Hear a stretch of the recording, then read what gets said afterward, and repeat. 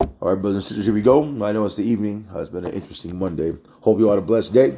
We're in Proverbs 10, and the verse stood out to me was verse 12, and it says this: Hatred stirs up strife, but love covers all sin. And you're going to see that those out there who are constantly bickering, constantly starting trouble, constantly picking on others, that they got that hate in them because they're also afraid. There is no fear in love. So those who are angry, they're insecure. Those who are prideful, pride is a crutch for the insecure.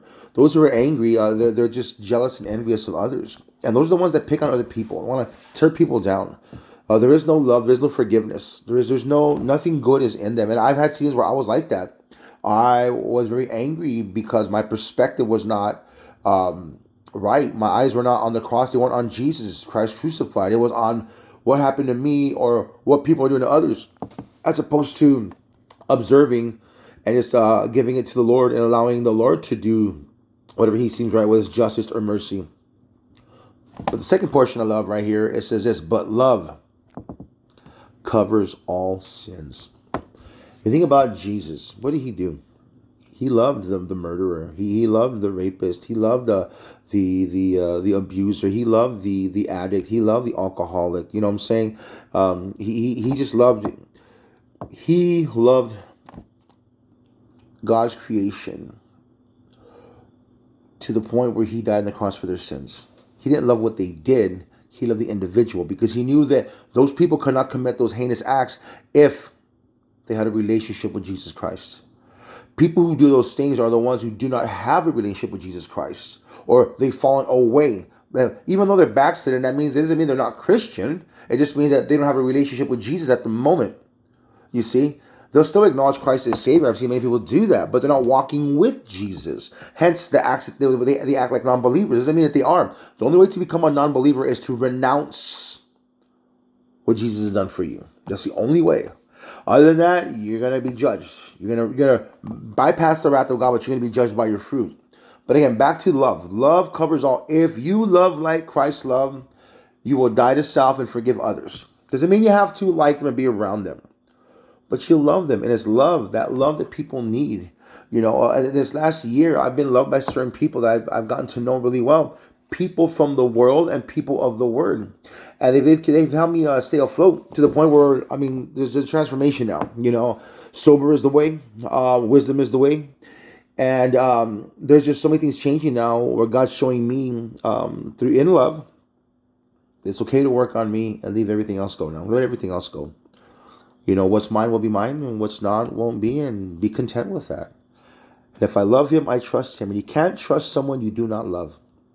And when you love and people come to you with certain things, you're not going to sit there and repeat it. You're not going to gossip. You're not going to take it to other people.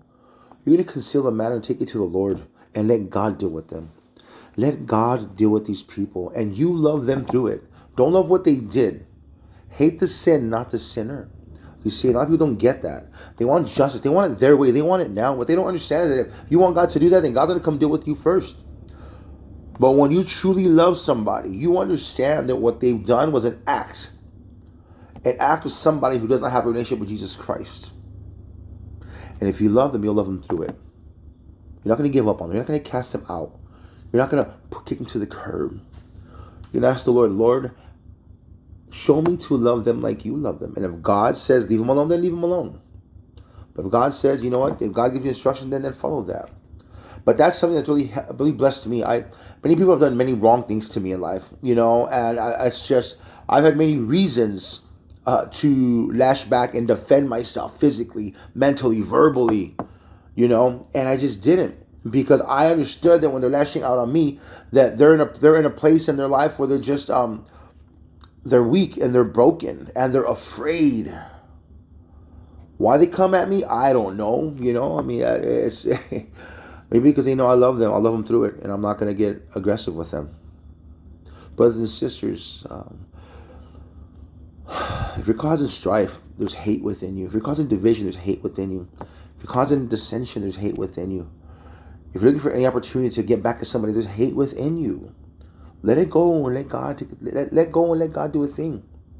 And you know when you're walking in the Spirit, Because people will come at you and lash at you, and they'll spit at you and step on you and stomp on you, even nail you to the cross. And you know what you're going to say when you're nailed up there? Forgive them, Father, for they know not what they do. Brothers and sisters, I pray that you walk in love. I pray that the peace of God be with you tonight. Choose wisdom over the world.